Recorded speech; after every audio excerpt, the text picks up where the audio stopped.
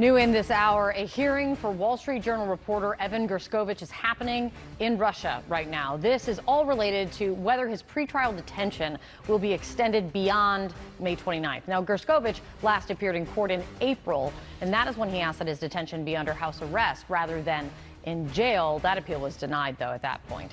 The Biden administration has declared him wrongfully detained in Russia. He faces up to 20 years in prison on espionage charges that he and the U.S. government deny. John? All right, thanks so much, Kate. This morning, the governor of Russia's Belgorod region reported overnight drone attacks in his city, Belgorod, right here over the Russian border from Ukraine. Video geolocated by CNN does show smoke rising above the city. You can see the smoke rising right here. No injuries have been reported from that strike. So as we said, Belgorod is inside Russia. You can see it up here. There have been other reported attacks inside Russia over the Russian border from Ukraine carried out by a group that calls itself the Freedom of Russia Legion. These are Russians, Ukraine says, that are fighting against the Russian government. You can see the attacks took place in Grayvorone up here, in Kozinka across the Russian border. We have some video which purports to show some of the aftermath. You can see smoke rising here in Grayvorone, and then in Kozinka, the other city, you can see some kind of operation underway here with these military vehicles. All right, joining me now to talk about what all this means and where things stand right now, General David Petraeus, former CIA director, former commander of U.S. CENTCOM, among a number of other posts he holds. He is now the current chairman of KKR Global Institute. General, great to see you. Thank you so much for being with us. When we talk about these operations taking place over the border inside Russia, what's the significance of this?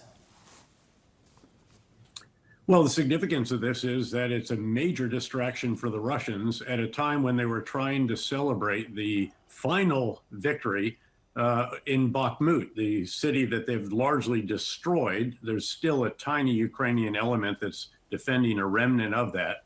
But of course, that was one of the major objectives of their winter offensive, the rest of which objectives were not achieved. So really the big picture here, and we shouldn't lose sight of it as we focus on this little skirmish by these militia elements, the Legion, which again are pro-Ukrainian Russian, all Russian forces that have certainly distracted the Russians. There are elements that are having to respond to this as we speak. But the big picture is that we're in a moment of transition. The Russian winter offensive has culminated. It did not achieve all of its gains. The final, quote, victory in Bakhmut notwithstanding. And oh, by the way, on the flanks of Bakhmut, the Ukrainians have been counterattacking and taking those back from Russia. And you have the head of the mercenary Wagner group, Prigozhin, who's saying that he's going to withdraw his forces from Bakhmut by 1 June and give them 2 months of retraining and relaxation and so forth. So a very tenuous situation there, even as they are claiming this great seeming victory. But what we should look ahead to, of course, is this looming and very important Ukrainian counteroffensive. What we've seen so far are counterattacks. The counteroffensive is hugely important. This will use the additional Ukrainian brigades that have been trained and equipped largely now with Western tanks, infantry fighting vehicles, artillery, and so forth. And there is an enormous amount riding on this. I personally think that this is going to be really quite successful. I think that the Russian forces have beaten up very badly. They're no longer cohesive. They're not coherent in terms of command and control. Russian commanders have been replaced every few months. You have individual replacements that aren't well trained, aren't well equipped. The units, again, are not very well disciplined, and they're going to have to withdraw under pressure of this Ukrainian offensive, the most difficult possible tactical maneuver.